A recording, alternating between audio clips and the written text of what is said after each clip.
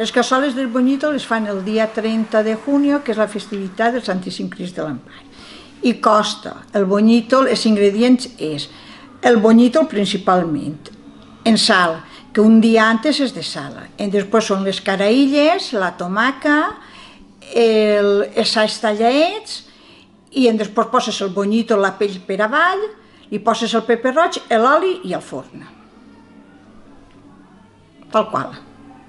Posàvem els pelos de careta, pelos de la pelaïlla, dos sols grans de gall tallat i tomàquet fregida, i tomaqueta.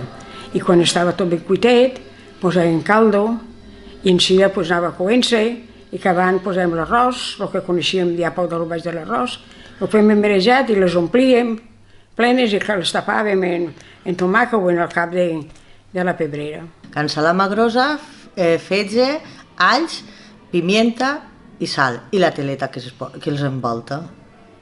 I res més? I ja està. No porta res més.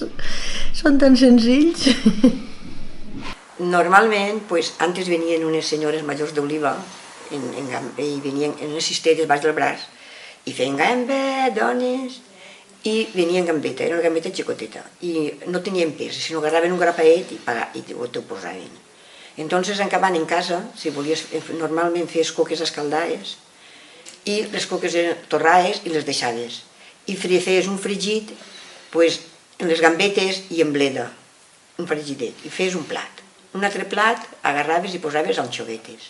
I un altre plat agarraves i bullies ous durs, i les feies ratllaers i en atún.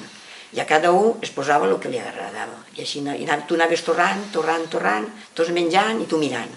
El dia de Sant Antoni, antes normalment eixien les dones majors en uns mantons de Manila, molt guapets, i anaven de casa en casa, porten la música encara, i van de casa en casa repartint els trossos de pa.